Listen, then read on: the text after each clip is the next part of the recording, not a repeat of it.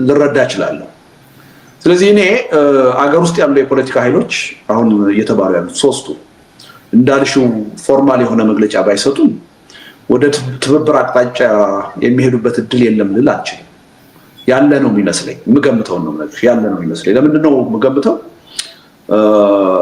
በመካከላቸው ያለው ልዩነት፣ የአስተሳሰብ ልዩነት የምናምን እንደተጠበቀ ሆኖ አገዛዙ በሁሉም ላይ ከፍተኛ የሆነ ዘመቻ እያደረገ ነው። የመኖርና ያለመኖር የህልውና ፈተና ፈጥሮባቸው እንደዚህ አይነት አገዛዝ ባለበት ሀገር መርህ የፖለቲካ አጀንዳ ርዕዮተ ዓለም ሁለተኛ ሶስተኛ አጀንዳ ነው። ስለዚህ ተባብረሽ እንዲህ አይነቱን መንግስት ለመታገል ብሶስት ትያለሽ እና ገፊ ምክንያት አለ ብዬ አምናለሁ። መንግስት እያደረገ ያለው ሁሉንም በጦርነት ለማጥፋት እያደረገ ያለው ጥረት ወደዱም ጠሉም ወደ ትብብር እንዲሄዱ ሊያስገድዳቸው ይችላል። እንዴ ምንድነው አጀንዳችሁ? ምን የመርህ ግንኙነት አላችሁ ብለን የፈለግን ጥያቄ ብናቀርብ ምናልባትም አይጠቅምም ብለን ወቀሳ ብናቀርብ ትችት ብናቀርብ እኛ ልናስቀርባቸው የጦርነቱ ባህሪ እንደዛ አይነት ትብብር እንዲፈጠር የግድ ሊል ይችላል። አንድ ይሄን ነው ማሰብ ያለብን። ሁለተኛ እነዚህ አገር ውስጥ ያሉ የፖለቲካ ኃይሎች ወይም የታጠቁ ኃይሎች እርስ በርሳቸው ብቻ ሳይሆን እርስ በርሳቸው ወደ ትብብር ቢሄዱ ብዙም ላያስደንቅ ይችላል። ኦፍ ኮርስ ጥያቄ ሊያጭር ይችላል። በምን ጉዳይ ነው የምትተባበሩት? ምን የጋራ አጀንዳ አላችሁ? የሚል ጥያቄ ያጭራል። ግን ብዙ ላያስደንቅ ይችላል። አሁን ቅድም ካልኩሽ አንፃር ግን ከዛም አልፎ ከውጭ መንግስታትም ጋር ሊተባበሩ ይችላል። የኢትዮጵያ መንግስት የብልጽግና መንግስት አሁን በያዘው መንገድ ከቀጠለ የፈለገ አይነት ተቃውሞ እኛ ብናስነሳ ለምሳሌ አንድ ኢትዮጵያዊ የሆነ ኃይል ከኤርትራ መንግስት ጋር ተባብሮ ብልጽግናን ወይም ደግሞ የኢትዮጵያን መንግስት መውጋት አለበት ብያለሁ። እኔ እንደዛ ብዬ ስላመንኩ ግን መተባበራቸውን አስቀረዋቸው ነው። እንደዚህ አይነት በጣም ጨካኝ የሆነ ርህራሄ የሌለው ሁሉን ነገር በኃይል ለውጣለሁ ብሎ የሚሰራ መንግስት ባለበት አገር ውስጥ ያሉ የፖለቲካ ኃይሎች ከውጭ ኃይሎችም ጋር ለመተባበር ይገፋፋሉ። አማራጭ ካጡ ወደዛ የሚሄዳቸው ጉዳይ አይቀሬ ነው። ስለዚህ እኛ ደገፍንም አልደገፍንም አመንበትም አላመንበትም እንደዚህ አይነት ጦረኛ መንግስት ሁሉንም 1000 ዓመት ብትዋጉ አታሸንፉኝ የሚል መንግስት ባለበት ሁኔታ ይሄን አቮይድ ማድረግ አይቻልም። ሪያሊቲ ነው የሚሆነው። ስለዚህ እኔ ተጨባጭ መረጃ ባይኖረኝም ፎርማል የሆነ መግለጫ ሲሰጡ ባልሰማ ነባራዊ ሁኔታውን ስገመግመው የሀገር ውስጦቹም ወደ መተባበር ሊሄዱ ይችላሉ፣ ከሻዕቢያም ጋር ሊተባበሩ ይችላሉ የሚል ግምት ነው ያለኝ። ይሄ ትብብር ግን ተገቢ ነው እኔ ደግፈዋለሁ እያልኩሽ አይደለም። ገብቶኛል። ሪያሊቲው ይሄን ከመፍጠር የሚያስቀረው ነገር የለም። ለዚህ ደግሞ ዋናው ተጠያቂ መንግስት ነው። ለምሳሌ ህወሓትና ሻዕቢያ አሁን ተባብረው ቢሰሩ ይሄ መንግስት እኮ ከውጭ መንግስት ጋር ተባበራችሁ ብሎ ለማውገዝ ሞራልም እኮ አይኖረው። ለምን?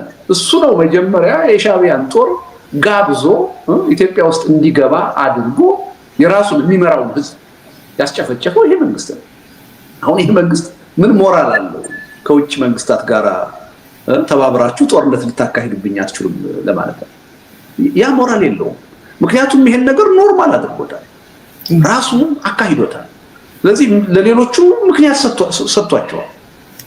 ስለዚህ እኔ በእንዲህ አይነት ነገር እምነት የለኝም። የኢትዮጵያዊ ኃይሎች ከተባበሩ በቂ አጀንዳ አላቸው፣ በቂ ኃይል መፍጠር ይችላሉ የሚል እምነት አለ። ከውጭ መንግስታት ወይም ከኢትዮጵያ ታሪካዊ ጠላቶች ጋር የግድ መተባበር አለባቸው ብዬ አላምንም። ይሄ የኔ እምነት ነው። ይሄ ግን መሬት ላይ ያለውን እውነታ ሊቀይረው አይችልም። መሬት ላይ ያለው እውነታ ቅድም ያልኩሽን ነው የሚያመጣው። አሁን በአገም ጠቀም እየተባበሩ ነው ወይስ አይደለም፣ ፎርማል ነው ወይስ ኢንፎርማል ነው የሚለው ነገር ሁሉ ብዙ ትርጉም ያለው አይመስለኝም።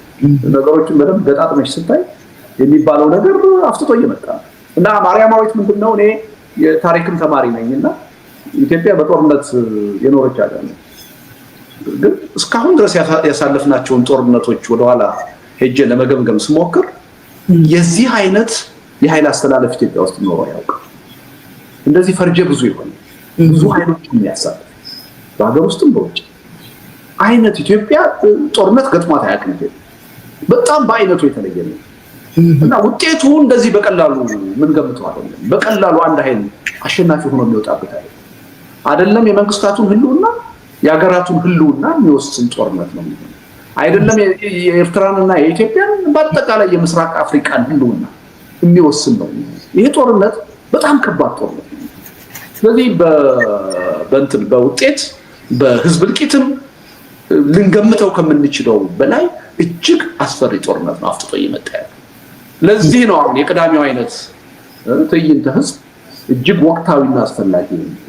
ሪሊ አሁን ቅድም ስለኔም ስላንቺም ስታወሪ ረፍት አጥተን እየሰራን ነው ምናምን አልሽ። ይሄ እውነቱን ለመናገር አሁን የኢትዮጵያ ህዝብ ጦርነትን፣ ፍጅትን አምባገነኖች እየመጡ እንዲለማመድ አደረጉት እንጂ ሁሉም ህዝብ እኮ አሁን መተኛት አልነበረበት። እየመጣብን ካለው አደጋ አንፃር ሌት ተቀን መስራት ነበረበት።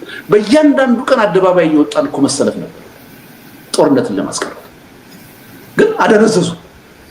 በቃ ጦርነት ኖርም እንዲሆን የህይወታችን አካል እንዲሆን የህዝብ እልቂት ምንም እንዳያስደነግጥ አደረጉ።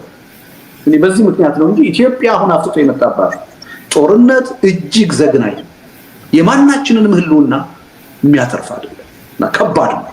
ግን አለመታደል ሆነና ይሄ መንግስት ይሄን ይረዳል። በጣም ቁንጽል ከዚህ ካፍንጫው አርቆ የማያስብ ይሄን በማድረግ ስልጣኔን አራዝማለሁ ብሎ የሚያስብ አያራዝምም። እንደውም ውድቀቱን ነው የሚያፋጥነው። ችግሩ የእሱ መውደቅ አይደለም፣ እኛን ይወድቃል። ያ እንዳይሆን ምን እናድርግ? ግን የመተባበር ጉዳይ የምርጫ ጉዳይ ሳይሆን ግዴታ ነው የምልሽ፣ ያለ ምክንያት አይደለም። በዚህ አይነት ጦርነት መጥቶ ሳይቀድመንና ህልውናችንን ሳያጠፋው ጠንካራ ትግል አድርገን ወደ ሰላማዊ መፍትሄ መግፋት አለብን የሚል እምነት አለ። ከሱ ጋር